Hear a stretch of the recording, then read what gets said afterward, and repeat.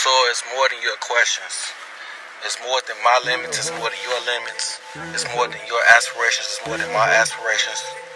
Because if the world truly belongs to us, then let's go see it. WereldKultuur. What's going on, y'all? WereldKultuur. We back for the second home vlog video. Today we're gonna have a lot of topics to discuss, specifically in Chicago. But first, we're gonna get into what we're doing. So again, this is the second home vlog for WereldKultuur. For those of y'all that don't know what WereldKultuur is, again, it's a travel series. But also, we're doing home vlogs and stuff like that. Today, I have a guest with me. We in the gang, we gonna go crazy. So, for those of y'all that don't know who I am, my name is J-Mak, whatever you want to call me. I have a travel vlog, WereldKultuur. WereldKultuur is world culture in Dutch. Not Dutch, I'm sorry, Afrikaans. Afrikaans is a spinoff of Dutch. So that's why I said that it's in collection or whatever. But introduce yourself to the people, please. Hey, y'all. So, I'm Diamond, here in Chi-Town, just visiting the home place. And basically, my goal is to get as many people to be aware of Mission 2610. Mission 2610 has two parts to it. So it's real estate investing and also Go Black Youth Travel. So this focus will be Go Black Youth Travel as well. Just experiencing, teaching people about the experience of travel. So you said it's called what? Mission what? Mission 2610. Mission 2610. Why is it 2610? Mission 2610 is basically because my sister and my younger brother, which I'm the oldest of three, were. What is 2016 again? I'm sorry. So 2016, Mission 2016 is based off. It really stemmed from this household and also my younger siblings, because I have two up under me. One's birthday is the 26th of July. My birthday is in July, and then both of my younger brother and I share the 10th. So my birthday's July 10th, my sister's July 26th, and my brother's October 10th. So I just took those numbers from my date of birth, just a reminder. 2016 is dope with your brothers and sisters and shit. Okay. Yeah, my babies. Okay, so it's to my knowledge and to everyone else's knowledge, it will be that she moved out of Chicago. Mm-hmm. So where did you move to and why? So initially I left January 2016. Nope. I left January 2017 from the same house. I got a one-way ticket to Vegas because I had never seen the mountains before. So I said, packed up my bags. So let's go see what I'm gonna do. Yeah, them Vegas mountains, they dope. I love the Vegas mountains. Yeah, the mountains are beautiful, but when they say it's Sin City, it's Sin City for sure. Living out there, it's like it ain't that bad. It ain't that bad. Stay there for 3 months. I stayed there for I ain't said there for 3 months, but I did stay for like a month or so, a month and a half. It ain't that bad though. Yeah. Like, it's not Chicago. Let's say that. Nothing's like Chicago. It's not like Chicago, so I can bear with it. It's cool. Yeah. So I did that for 3 months, but Vegas wasn't for me. So then I went to Dallas. I went to Dallas, Texas, and that's where I currently reside. I already did my check-in, flights in the morning. I'm trying to get the goodbye to her. No, for real. But yes, I live in Dallas, Texas now, and I've been there. June will be 3 years, so just about 3 years. Mm-hmm. Okay. So before we get into all of that, like, what are the experiences you feel that are better or for worse in Dallas compared to Chicago? Being in Dallas, being away from my whole family, it really just it's really just gaining balance and security within yourself. If that be mental, physical, emotional, spiritual, you really get a way to separate yourself from what you know. And they say if you can make it in Chicago, you can make it anywhere. So thanks. I believe that wholeheartedly. I'm telling you, cause what's to say? What Gay say? Shawty's a grinder. so yeah, I ain't moved out of Chicago yet, but I plan to. That's one of the places I want to go to. I'm not Dallas. I want to move to Houston. So okay. I went to Houston. You been in Houston yet? I've been in Houston so many times. I think I went twice. I love Houston. I love that. I feel like Houston, out of all the places in the States that I visited so far, I feel like Houston is the one place that can directly compete with Chicago, but that's also safe. Yeah. If I can say that, I don't know if anywhere safe. No, I mean, but you know what I'm saying? Not completely safe. Nowhere is right. It's completely safe, but I'm saying compared to, like I said, bring it back home compared to Chicago. Right. For those of y'all that love Chicago, we all love Chicago, but you got to be truthful. You got to know what's going on. The homicide rate is still the highest amongst all the cities. Yeah. So, let's be honest. But like, bring it back home to what I was saying. Like, I feel like Houston got the best food. Got good food. They got like they food. I feel like if it's not better, it can't compete with Chicago food. I swear. Yeah. So shout out to Beyonce. Beyonce is from Houston. Then we got what we got? We got the club scene. I feel like the night scene, the nightclub scene is good. It's lit. Yes, it's lit. yes. It's like that one. I feel like it's skyrocketing better than Chicago. Way better than Chicago. Way cheaper.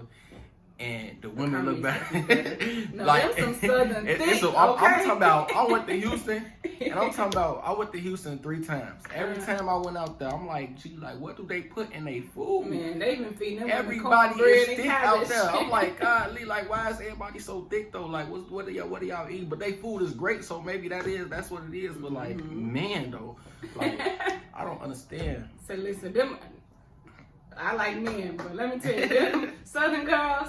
Ain't got none of us North City girls, I swear, because I think they been feeding them cornbread and cabbage since they came out the womb. 6 months or something, 3 months, like. For real. So, what's some other things that you feel like, in comparison, what's some other things you feel like that that'll be a better life quality in other states compared to Chicago? The economy's much better. Like, okay. I think gas prices in Chicago are real close to like probably like $2.70 something, like almost $3. Like down in Dallas, I think our gas, like even in Houston, gas probably like $2.15. Okay. And I be crying because I see $2.15. Like when I like, thank God for Sam's Club. I was just at Vegas. They gas went back up though. I wasn't driving when I was in Vegas. I actually took a lot of public transportation. I love, like, being from Chicago, that's one of the things that I critique like ain't no tomorrow. Like, public transportation, any city, any state, Chicago, hands down, has the best public transportation, okay? Yeah, that's one thing I haven't experienced when I go to other places. I haven't experienced the public transportation. I make sure I do. Of course, you know, you got Uber, Lyft, and all that. You been to New York yet? You been to New York? Haven't been to New York. Yeah. You been before? No. Ooh, I don't know what's wrong with me. I've been to every major city except New York. It just feels like it's going to be busier than Chicago. Right. Like, my nerves going to be too bad for that. They said the population is too much. And my whole grandmother lives in New York. That's crazy. I still haven't been there. Wow. Yeah. You gotta go. On? I was up there by I think Jersey is like close to. Yeah, I've been to Jersey and Philly. Okay, I've never been to either one of those, but I did go to Boston. So I'm like, it's like a hop, skipping away. Right. It's pretty close. We went to Boston for the Drake and Migos concert last year. So they had it at an arena, right? A basketball arena. Yeah, that's dope. After where the Boston Celtics play. Yeah, that's what had Meek and Drake came on stage. Eyewitness history.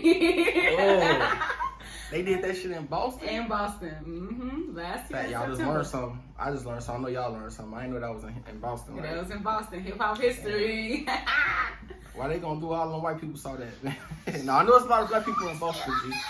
I know a lot of black people in Boston. Boston, one of those states where they got some good lobster rolls. I mean, they right off the bay. They off the beach, right? Oh yeah, right so, off the coast. You know what I'm saying? But like one thing about Boston though, what you feel about Boston though? Like how long were you there? Honestly, I don't think it was less than 48 hours. Oh, okay. It was less than 48 hours. I never been to Boston, but I learned so much about Boston about the drug party. the Boston epidemic, What's it? The heroin epidemic out there. Teach me. You ain't know nothing about. That's why I wanted to ask you about it because it's an epidemic going on supposedly. Wow. Where like the white community out there, it's very very rapid. So it started through opioids, not opioids, Oxycontin. Oxycontin, okay. It started through Oxycontin. The doctors out there was prescribing Oxycontin through the masses to all the white people or whatever. And once they learned what Oxycontin is, it's basically a direct hitting to heroin. They stopped prescribing it, but the white people were still hooked. So now they almost all of them are hooked on heroin out there. Wow. And what I learned is they basically are giving all these people a pat on the wrist, like a slap on the wrist. But they still persecuting us for it. So like, it's not a lot of black people in Boston, but no, it's definitely not. I ain't see a lot of them. But it's still like we the ones are getting punished for it, while they are getting the slaps on the wrist for it. Like so now I hear like in Boston, like in the parts where it's majority Caucasian, you have rehabilitation centers throughout the whole city. But in the black neighborhoods, it's only police and liquor stores. You know what I'm saying? Yeah. And then I was watching one episode of my hero, rest in peace, his soul, Anthony Bourdain. He was from Boston, another travel explorer, but he did an episode of his show when he went back home to Boston. Okay. And he compared. What's his name? His name's Anthony Bourdain. Okay. So he compared the Caucasian neighborhoods compared to the black neighborhoods. Okay. And it was a main drug dealer out there. So he met up with the top detective or whatever, and he was just basically like, we pay the main drug dealers to get out the game. We don't arrest them. We don't do nothing. Mm-hmm. And because that's why they get into it, for the money. Because like, most people are trying to provide for so their the families. police, but peep this though. So the police are paying the white people to get out, but arresting the black people. Arresting the black people though, and they not nowhere near the increments of what the white people at when it comes to the drug dealing game. And you peep how that is though, like that's crazy. It kind of trips me out, like how like say they get a slap on the wrist real quick, but we go to jail for it. Right. But then it's just like, what the crazy part to me is, how are we living in a system? How are we complying to a system that only considers us 3/5 human beings? Still. Like how, and it's just like we keep trying to be a part of this white America. Right. We keep trying to be a part of the system that they've created, but the system says, it tells you we are 3/5 human being, not a full human being. So it's just like, why are we even trying to be in alignment with them? Why are we taking their medications? I've been in healthcare for 10 years. My grandmother's a nurse. I have plenty of people in my family that's in healthcare, but it's just like, why even take their medication? Because it's not for us. Yeah. It's to prolong your death. When it comes to the drugs, all the drugs now are legal in most places. But how many people since the 60s, since the 70s, been getting arrested for long life terms? And and these same doctors are prescribing the medication that these people are dealing on the streets. But now it's all legal. So it's just like, people's lives gone. People's family members are gone because of this system that they're creating. Like, it doesn't add up to me. That's why I need to check out my last home blog. I was talking about Pan-Africanism for a reason. Like, I do feel like all black people should leave this country. That's like my whole thing. I do think we should leave this country one day. Like, we do need to get our resources together. We only can do it through unity. So I feel like through unity, we should be able to accomplish that. Exactly. So do that. So even if it's not like Africa